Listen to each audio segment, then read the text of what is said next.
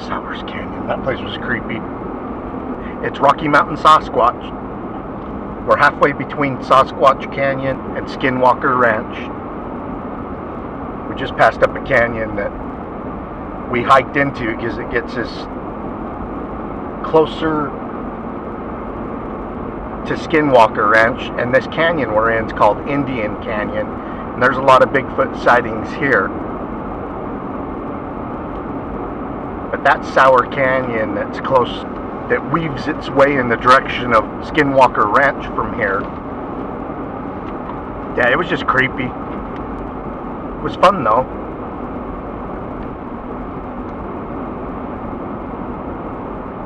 Yeah, one of the reasons that we're here today is because there's a lot of snow at the top of the canyon, and there's been 3 Bigfoot sightings at the top of this canyon,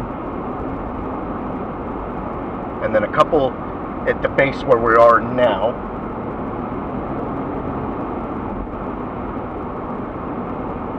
Yeah, one of the Bigfoot sighting witnesses that had their sighting the same year that I did was down here at the base.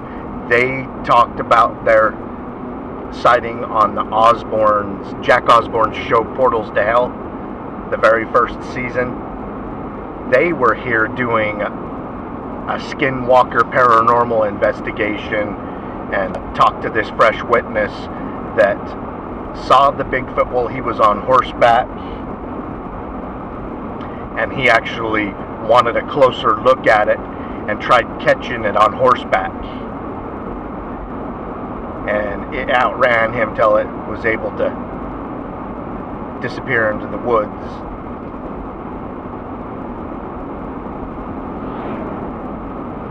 Well, that same year I had mine at the top of the canyon.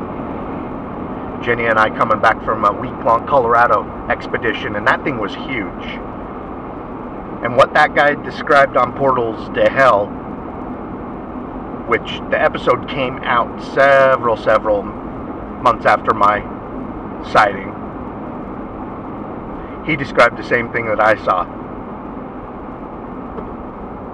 His was a wintertime sighting, mine the beginning of fall. There's 2 sightings of truck drivers at the top of here in the wintertime. Some people camping had a sighting at the top, actually off of this road into Indian Ridge. Back in there they had their sighting camping back there. So a lot of sightings here, not to mention the proximity. You go about less than 10 miles west of here, you hit Skinwalker Canyon. Excuse me, I called it Skinwalker Canyon. It's Sasquatch Canyon. Skinwalker Ranch is east of here, about 10 miles. In the winter time, these truckers seeing the Bigfoot in the deep snow up here, it just doesn't make sense. Why does an animal want to be in deep snow?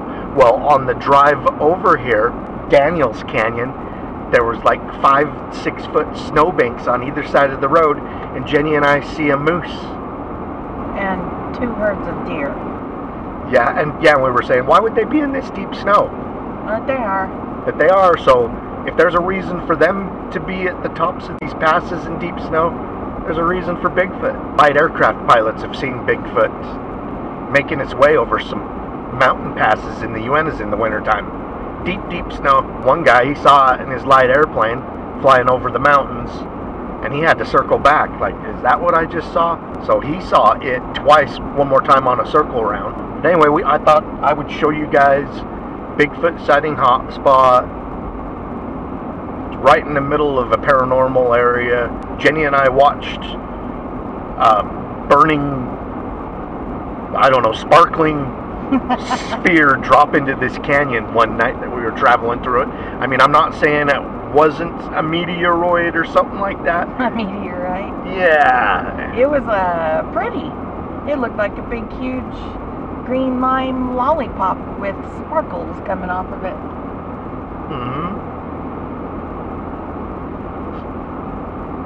Now, it didn't do anything weird but come down and go behind the mountain on the left side of us, and not very far off the left. It was close to us. I mean, it looked like a giant SUV, bigger than an SUV, when it went behind the mountain on the left side of us. I have saw paranormal documentaries and shows where they have interviewed people that say they have been chased by balls of fire and balls of energy on this road, and that's something that Skinwalker Ranch is famous for, is these balls of energy. I don't know if you'd call them a UFO or unexplained aerial phenomenon, is what a lot of people are starting to call them now. UAPs. Yeah, UAPs. That's what they call them on Skinwalker Ranch investigations. Now, I don't know if Bigfoot and these UAPs have anything to do with each other. Probably not. In my opinion, they have nothing to do with each other. It's just a coincidence that kind of stuff's happening in the same area, because there's a lot of Bigfoot sighting hotspots where there isn't UAPs, UFOs, balls of energy, all that. So, I don't know. So yeah, several times a year we like to go up and down this canyon, and of course in the summertime and better conditions we hike around. Of course, if I see footprints in the snow, we'll stop and investigate if it's possible. Or we see the Bigfoot off the side of the road like in my opinion, the two lucky truck drivers did. The one truck driver tries to take his rig up another canyon when he has to be up in this area after his sighting, so that's how disturbing it was for him. Yeah, at the top of this canyon, along Indian Ridge, there is a good-sized creek that pours down in close to Sasquatch Canyon. I have a feeling that the Bigfoot that gets spotted in that, or the family of Bigfoot, or several, whatever you want to call it, that get spotted in Sasquatch Canyon, they may be the same ones that get spotted here, and that may be one of the highways that they use to get back and forth. Of course, wild animals are known to just go right up over the ridge of a mountain. You know, we're always thinking, oh, what's the best way for a person to get back and forth? Yeah, if you wanted to hike from the top of this canyon to Sasquatch Canyon, that creek would be your best bet. And if you wanted to hike from here down into the valley where there's Skinwalker Ranch, you would want to go through Sour Canyon. That's why Jenny and I went back there hiking. Yeah, my sighting at the top of here is the first sighting I ever had. I've only had two. I had another one since, but mine was in 2018. Jenny and I coming back from a Colorado expedition. We'd been there a week, and Jenny was driving. I asked her to drive home because I was kind of tired of driving. We saw 3 trucks pulling 3 boats like this truck and boat right here, but there was 3 of them pulled over because of a wildfire. We all got diverted up this canyon. I have a feeling that they needed to get down into Spanish Fork to get home. And, you know, they divert us up this, and Jenny know our way home from here. It adds another hour, but because of the big wildfire in that canyon, we had to come up here. Well, these people at the top were all pulled over in a big turnout. They filled up the turnout, and I'm sure they were discussing, you know, how are we going to get home now?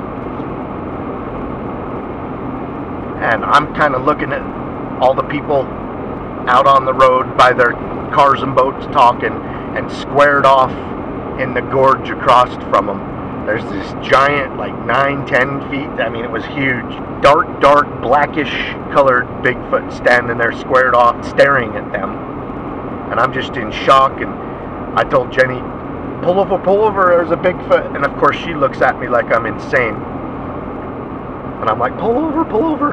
And she pulled over the very first opportunity, the next turnout, and I'm staring at this thing, grabbing for the camera. And by the time we pulled over, it put a tree between me and it. And I rolled out of the car, had the camera on and filming when I come out to where I'd last saw it, and it was gone. It must have saw us pull off a little closer to it than those other people and evacuated. But I kept filming in the direction I saw it, hoping the camera would pick it up if it was anywhere within eyesight. And I kept heading towards that truck of people, those 3 trucks of people. And I kept glancing at them if any of them were keyed off, knew that that thing was standing there watching them. And of course they're oblivious to it.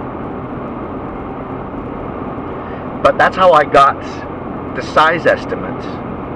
By the time we pulled over, that thing was exactly the same distance for me, triangulated up the road to these people. And I'm looking at the biggest dudes that are around 6 feet tall, standing there. And this thing looked like double the height, double the width, all of that. It was huge. Well, anyway, I spent a lot of time that day and other days trying to figure out what it was standing there other than a Bigfoot. And I can't explain it away other than what I saw. And I saw it for 5-10 seconds or so while we were doing about 50 miles an hour and Jenny slowing down to pull off into the next available turnoff. I stared it down the whole time as I was grasping for my camera. Yeah, we were in a spot that we weren't even supposed to be. We were supposed to go down through Spanish Fork. It's the fastest way home after being gone a week. It was about an hour before dark. So we just wanted to get home. And that fire diverted us up this canyon and caused that sighting. And, you know, maybe that Bigfoot was in a place it did not want to be either that day because of the fire. So that may have diverted us and it and caused that rare, once-in-a-lifetime, for most people, sighting. It was pretty cool to find out that before then and since then, 2 more people have seen it at the top of that canyon. Except for theirs were in the wintertime. Oh, and then a 4th set of people, the ones camping just off of this road at the top along Indian Ridge. Yeah, that Indian Ridge is a unique place.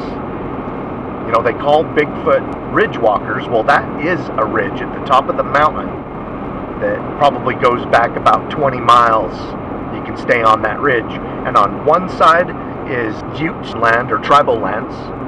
And then on the opposite side is public lands, national forests and all of that. Both truck drivers that saw the Bigfoot up at the top of this, different winters, they were in the same rig that's in front of us. An oil rig, doubles, they're all doubles. And they're heavy. So when these guys are in the steep parts getting close to the top, they have to put it in low gear, and they sometimes only do 10-15 miles an hour in the steep section. So it gives them a lot of opportunity to see everything around them. And then these guys are 9-10 feet up in the air. So they got a better vantage point than me in a truck. It's also a lot easier to spot things here in the winter because the leaves are gone and everything is pretty much black and white. And it's easy to spot things that are moving. Especially if it's a dark Bigfoot against the white snow. How both of them guys saw it. Yeah, I know the first guy's report that I got, he thought it was a bear on the side of the road. Then as he got a little closer, he realized it was on 2 legs, and then there was no question it was a Bigfoot walking through the snow. You know, and I'm just like, yeah, bears don't like the middle of winter and deep snow. They do not. Especially around here. There's nothing to eat. I've never saw a bear in the wintertime anywhere here, and Jenny and I spend a lot of time. This is our home away from home. You know, we spend most of our time at work and at home, the second to the most of the time here and then everywhere else. There are tons of bears here. They're black bear, and they range in all different colors, but they're everywhere. We got a great photograph and little video clip I'll put in this cinnamon colored bear with the black face that we saw on the next canyon over from here. It's amazing how many bears are around here. You wouldn't think that there would be. It just doesn't seem like bear country, but it is. They're everywhere. And they are healthy. And they are noisy, and it is, if you pay attention, I mean, you can... There's certain times of the year, our base camp that's halfway between here and Sasquatch Canyon, it's about 5 miles from here, and then it's 5 miles from Sasquatch Canyon. Our base camp that we use, there's times where they vocalize all night. All night you can hear, and you can tell the difference between big, huge male bears. You can hear baby bears. We showed up one night and had a baby bear squawking about 50 yards off of camp. Squawked for a little while. I think his mom come up and got him to quiet down, but it was a little bit unnerving because you know how mama bears get when their babies are around. It probably got separated from its mom because it was crying and crying and crying and crying, and then all of a sudden it was quiet, so its mom probably just found him. Yeah. I don't know, he may have been napping and his mom's off foraging, and then we showing up, setting up camp, may have woke him up and scared him and started squawking for his mama. That's what was worrying me, is like, are we between the baby and the mama? Because that's not a good thing ever. I get excited when there's bear activity in areas where there's Bigfoot, because if there's bear activity there, means there's food resources, otherwise the bears wouldn't be there. So, and something as big as a Sasquatch has got to eat a lot, so I think that helps your chances that the Bigfoot may be in the area too. There is a lot to eat there, though.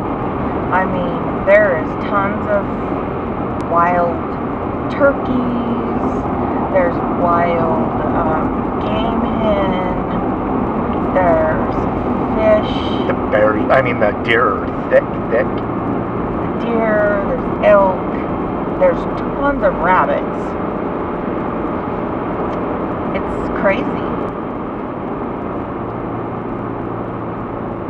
Yeah, there's spawning grounds in Sasquatch Canyon for the fish, and so that is big fish in shallow water, easier for animals to catch. Plus there's a lot of like beaver dams and beaver ponds, and so the fish will get trapped up in those beaver ponds, and they get big and fat, and it's not very deep, and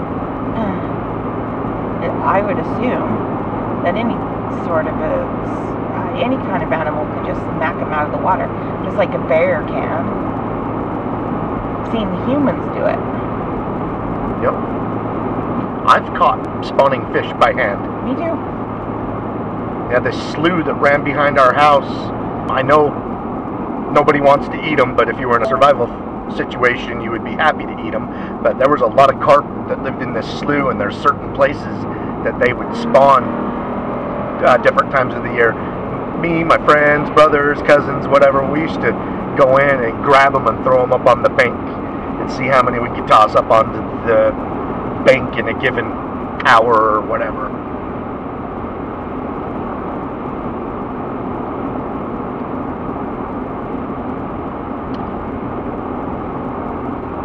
There's a spawn that happens up in a lake, and a river that goes into a lake that we live by, that you can go on a hike certain times of the year, and you get to see all these spawning salmon. It's really neat, and they're just thick, so thick that if you walked in certain parts of the river, you could probably just step on them or kick them. They're just... Causey? Yeah. Oh yeah. Jenny took us all up there when she was in high school, I think it was. You guys found what looked like Bigfoot tracks there? Yeah, actually. But we didn't associate it with Bigfoot at the time. Me and Brody, my brother, and my sister and some of our friends went on a hike, and we got way back in there. We are the only people there, and it started to get really scary, which was weird because none of us are scared of the woods. Right. And we just kept getting like super bad creeps, and what we felt was it was haunted. It felt like it was it felt like we were getting haunted. It was really weird. And then my brother was like, look at these footprints, and there was these big footprints that crossed the trail and then went up this steep like embankment, and whoever it was barefoot. We just thought that was the nuttiest thing. Right. That somebody was 5 miles back in on this really super I mean, it's not the easiest trail. It's a crappy trail most times of the year. And it was colder, so, and you just don't go back there without shoes on. It's not just a nice soft trail. There's stickers and rocks, and it's really rough. And for this person to make these big, huge, deep, big, bare footprints crossing the trail and then up this hill, we just thought it was the weirdest thing ever. And then a couple years back, my brother was like, remember that time that we were la, and he was like recalling this, and we were like, oh my gosh, you're right. Okay, and one of the things you told me about was the salmon were spawning it. Oh yeah, we went to see the salmon spawn, and yeah, we got back there and we were just like baffled. And so now we go back there from time to time during the part of the year where the salmon are spawning, since they had that experience. Look how deep the snowbanks are, y'all. Oh, and a big snowstorm's coming in.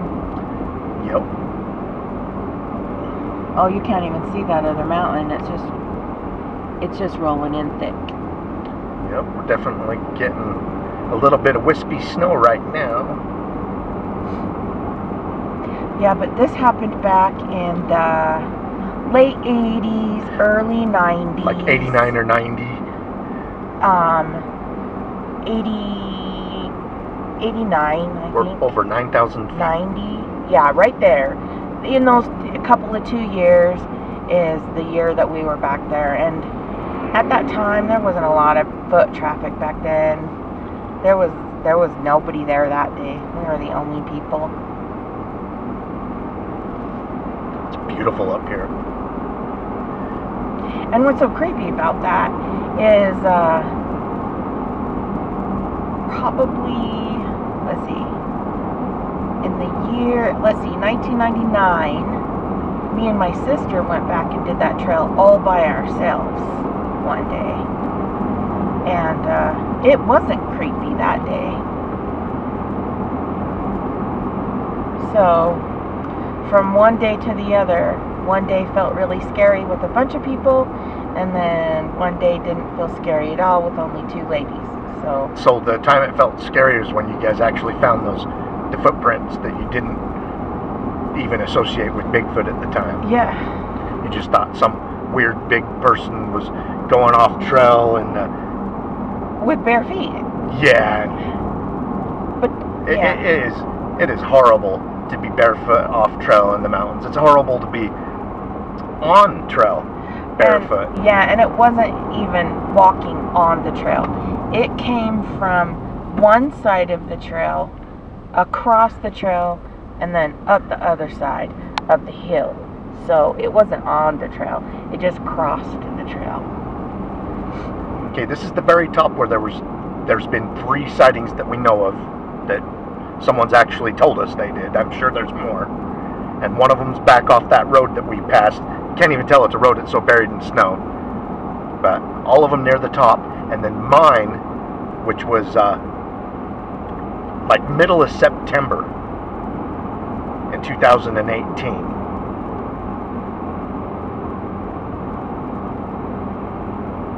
mine's coming up on the left. Jenny and I were actually going the opposite direction when I had mine.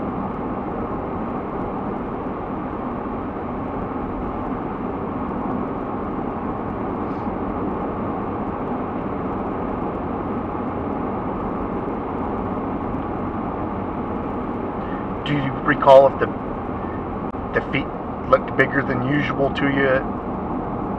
Yeah, they were fat. Yeah. Bigfoot tracks are generally twice as wide as a human footprint. I remember them going along the track and across the track and then up the other side. And I remember staring at one for a really long time, and so I have that picture in my mind of staring at that one for a really long time, and I just was very confused. Yeah. Because it is confusing. the person was barefoot, and you could see the toes, but it was a pretty big sized foot, and it was really fat, and that was what was confusing. But you know, there's a bunch of people. We had a mission, so after milling about there for a bit, we went on our way. Yeah, every once in a while, someone will say, "Hey, I've got a friend that has he's a huge guy, he's got big feet, and his feet are 14 inches long." It could be someone barefoot doing that, and I'm like, yeah, you can take a 14-inch long person's footprint with their shoe off, but they're not going to be 7 to 8 inches wide at the toes. And yeah, that's one of the biggest differences, the width. When you put your foot in the mud and you pull your foot back out, where the arch of your foot is, it's pretty skinny. I mean, yes. Even if you have... And a Bigfoot isn't skinny there at all. Even if you have wide feet, and you do have a big, huge, wide splay up by your toes, your arch is pretty slim to none. And then your heel is pretty flat and tiny as well. But theirs aren't. They're fat, and they have substance in the middle and substance in the back. It's more like a bear footprint, actually. There's a lot of different characteristics that differentiate them. In the middle.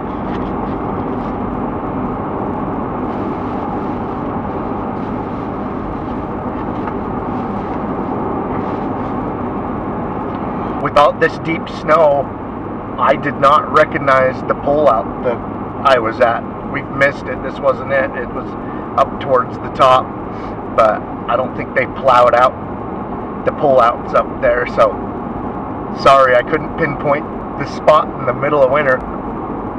I have showed you guys a couple of times in the past when there isn't snow exactly where my sighting happened, but we drove past it, and several of them. And then of course at the bottoms on both sides of this canyon there's been sightings where Jenny's and Brody and all of them found those footprints that later on in life they're like, that's probably Bigfoot's. That's at the base of a mountain with a ton of sightings. The Monte Cristo mountain range. Oh, yeah. And that Monte Cristo mountain range, halfway up the mountain, is where I had my second Bigfoot sighting, and it was at the end of September with the storm rolling in 2021. Jenny and I were trying to beat a storm to go service some game cameras up on the very top of the mountain near some mountaintop springs, and we stopped to go to the bathroom about halfway up and just pulled off on a random dirt road. And after we got in the vehicle, that's when I saw it in the rear view mirror behind us. And that's halfway up the mountain from where they found the tracks way back then. And the higher you get up that mountain, the Bigfoot sightings increase. As a matter of fact, less than 2 miles where I had my sighting in 2021, a guy come face to face with two of them like 11 months before.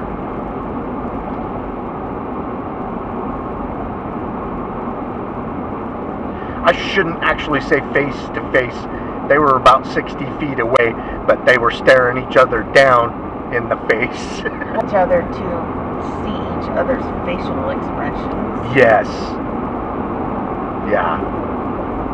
Yeah, if you can see facial expressions, I think that's face to face. Yeah, if you can look somebody in the eye, then you're close enough to see them. Sometimes I can't even see my coworker across the office, so there you go. This canyon's crazy. People report paranormal activity, Bigfoot activity. It's near the Uinta Basin, and the Uinta Basin, the entire Uinta Basin is known for the same activity as Skinwalker Ranch. The only difference is the activity at and around Skinwalker Ranch happens more often than the rest of the basin, but I've seen videos. I don't think it happens more. I think it's just reported more. Yep. Yeah, probably. Yeah, you're right. I've heard a lot of witness accounts in this very canyon. And then over by Duchesne and Fruitland, I've actually seen video of orbs flying around. And like a couple of them flying independently, these softball blue ones that were flying around this guy's property and yard. He filmed them. He showed me them twice, and he's never gone public with them. And just like, dude, if you don't want to go public with them, I will for you. Oh no, just kind of mind. Whenever I see him, though, I'm like, you still got those? Yeah, I've seen several videos at Skinwalker Ranch of orbs just like those flying around, and more than one independently of each other. A lot of the canyons and yeah, I guess draws and whatnot, hollows around here, they feel haunted. You can hear things and feel things that are weird, voices, whatnot. Right. In Sasquatch Canyon, there's a few ranchers and stuff that have grazing rights in there for their cattle. And one of our favorite canyons that we find a lot of, it's a side canyon off of that we find a lot of Bigfoot activity. Every once in a while we'll bump into one of these ranchers, and one of these ranchers told me, I don't like taking my cattle up that canyon you guys always hike up because it's haunted. I'm like, oh really? Haunted? What goes on? And, you know, he talks about voices, wood knocks, screams, yells, all that kind of stuff. And so, you know, he thinks it's haunted and don't like the canyon. And I'm thinking in my mind, he's hearing Bigfoot activity, and that's his explanation for it's haunted. Or perhaps both is going on. I don't know, but I hear and experience the same thing in that canyon, and we find Bigfoot tracks, and then that's kind of neat when you bump into locals that give up information like that, because I'm not one of these people that when I meet someone, it's like, I'm a Bigfoot researcher, do you have a story? I'm not like that. I don't go out soliciting stories. I wait for people to email them to me, blah, blah, blah, blah, blah. But sometimes you're out in these places and people just give up stuff, you know, like that. Well, one of the local ranchers there, that he has a 1,000-acre ranch at the mouth of Sasquatch Canyon. We bump into him a lot. I finally let him, you know what we do. We're out searching for the creature because of the sightings. But before I finally told him what we did, he just was telling me that he keeps seeing some type of an animal that's kind of like a bear, but he doesn't know it's like a bear back in one of these canyons that we like to go back into. So I finally spilled the beans and told him what we do. And then he started allowing us, you know, he gave us an open invite that we can hike around and do what we do on his 1,000 acres. And at the time I was thinking, he wants us to drive it off, is what he's thinking. He doesn't like to admit that he has seen a Bigfoot. He always says, I don't know exactly what it is, but his wife come right out and said that they hit a Bigfoot one night in their F-350 Ford truck. Coming home from town, they hit it. She thought that they killed it. It got up hollering and screaming and limped off into the woods. So she comes right out and says it, but he just sticks to his guns. I don't quite know what it is, but it wasn't a bear.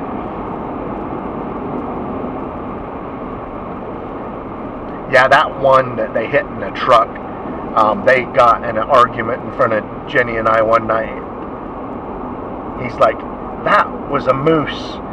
And she ran over to him. She covered half the distance in the living room to him and looked at him, and she goes, you know damn well that was a Bigfoot. So, and their ranch is at the mouth of that canyon. You know, and when you don't know someone that long, you know, people don't want other people having free reign of their property. And it didn't take very long for him to like, yeah, you guys hike on there as much as you want. So I just think he wants us to keep the Bigfoot at bay. They know that they're there. I mean, for hell's sakes, they hit the thing with their truck. And it wasn't on purpose. I mean, something comes running out in the road at the right time. You're coming around a blind corner, and you know, deer and elk, moose get hit all the time, unfortunately. Bigfoot gets hit once in a while.